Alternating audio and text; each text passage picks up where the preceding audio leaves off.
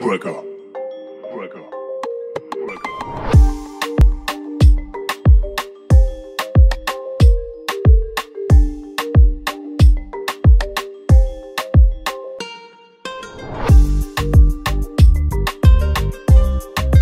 Purchase your tracks today.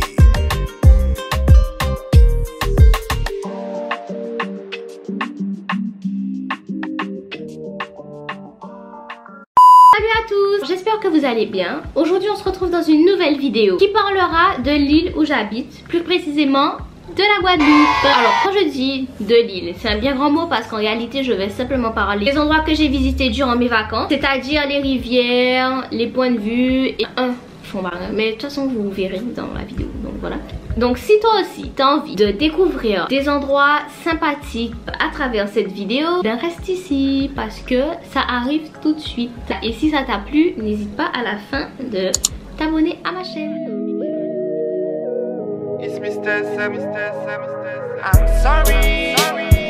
Me a policeman.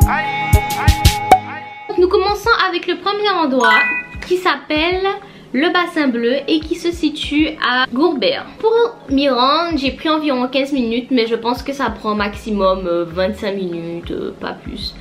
En ce qui concerne le trajet, enfin la trace du moins, ça va, faut pas être sportif pour faire ça. Comme vous pouvez voir sur les vidéos que je vais vous mettre, c'est un bassin, il y a une chute mais...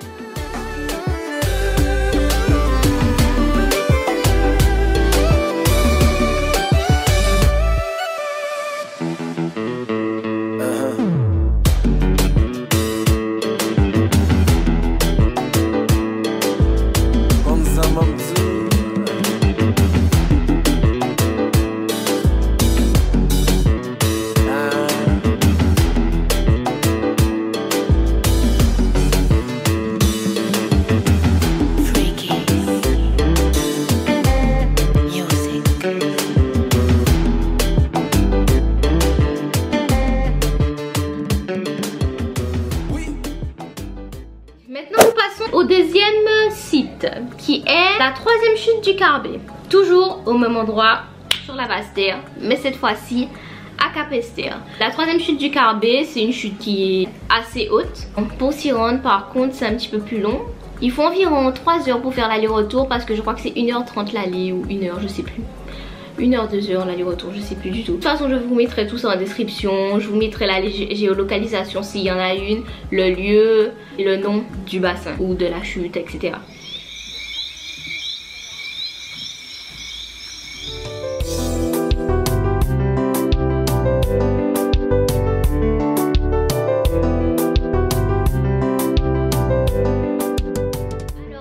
Maintenant la première chute du Carbet, c'est la plus grande chute qu'il y a en Guadeloupe car elle est vraiment immense et très haute. Par contre pour s'y rendre c'est autre chose, il faut marcher je crois que c'est 4 heures l'aller-retour, quelque chose comme ça.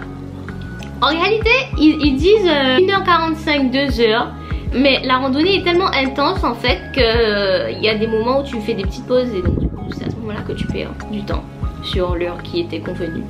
Donc c'est pour ça que ça prend un peu plus de temps. Mais ça dépend du rythme de chacun. Voilà. Par contre ça vaut le coup. C'est long mais ça vaut le coup parce qu'à la fin on a vu sur une très belle chute. Et c'est vraiment impressionnant. Comme vous pouvez le voir sur la vidéo qu'il y a juste ici.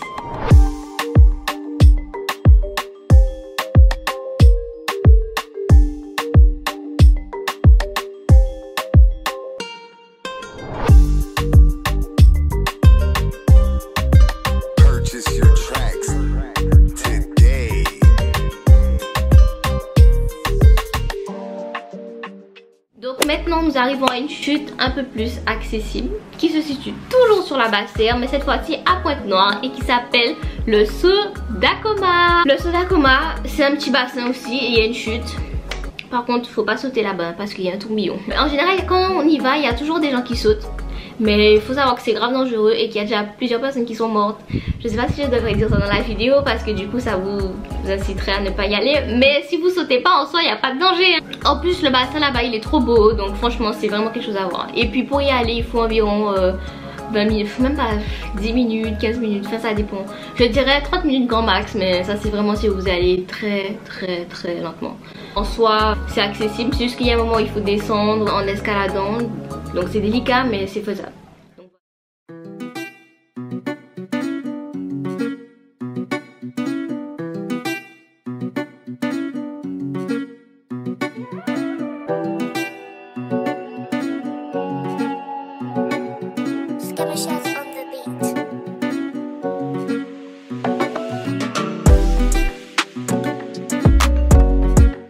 Maintenant, nous avons un point de vue, mais qui se situe cette fois-ci sur la Grande Terre, plus précisément à Saint-François. C'est un site qui est très connu, donc je pense que certains d'entre vous vont savoir de quoi je parle, parce que je parle de la Pointe des Châteaux. Donc en fait, ça c'est un point de vue.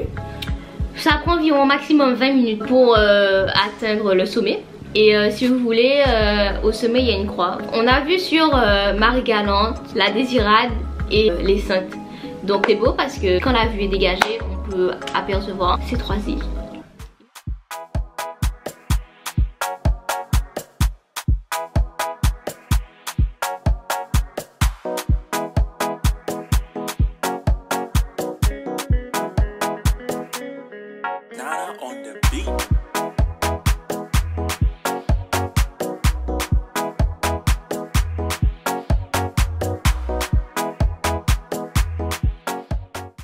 Donc l'avant-dernier lieu, la Soufrière. Donc la Soufrière, c'est là où se trouve le volcan de la Guadeloupe. Pour la Soufrière, le trajet il est long, il faut environ 2h30, on dira 4h aller-retour, 4h30. Ça dépend de votre rythme. Le retour va toujours plus vite que l'aller, parce que pour l'aller il faudra que monter, alors que pour le retour c'est vraiment que de la descente. Donc voilà, l'aller va plus vite forcément.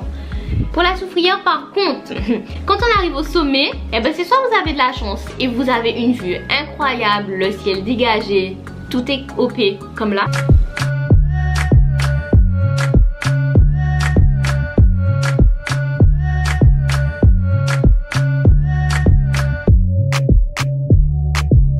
Soit vous n'avez pas de chance, il y a que des nuages, que du brouillard, que du vent et vous voyez rien du tout. Parce qu'en fait, on a beau se dire ouais il fait beau, on peut y aller, mais en fait le temps n'est pas le même au sommet. Ça veut dire il peut faire beau au début, c'est-à-dire en bas du volcan, et une fois que vous commencez à monter, en fait que vous faites votre randonnée, et ben vous arrivez la tête dans le brouillard et il fait pas beau. Donc c'est délicat de savoir si la vue est dégagée ou pas. Franchement, comme je disais, c'est de la chance.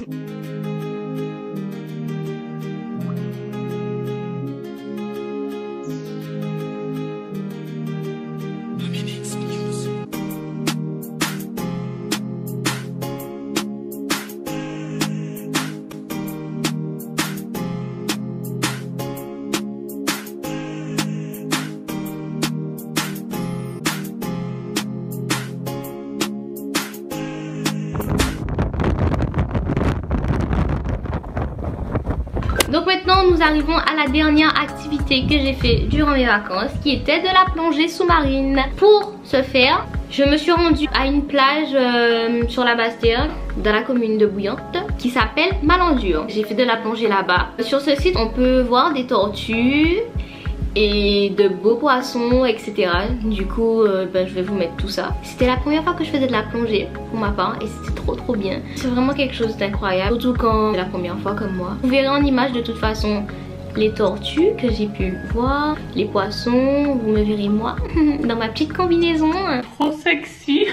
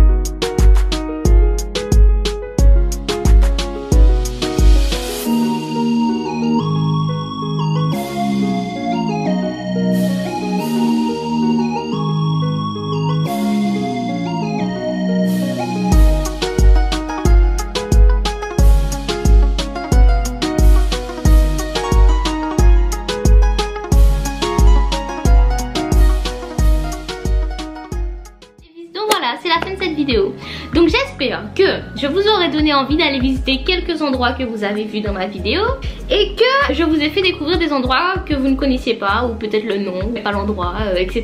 Donc voilà. En tout cas, si c'est le cas, n'hésitez pas à aimer ma vidéo et à la partager. En attendant, moi je vous fais de gros bisous et je vous dis à la prochaine dans une nouvelle vidéo.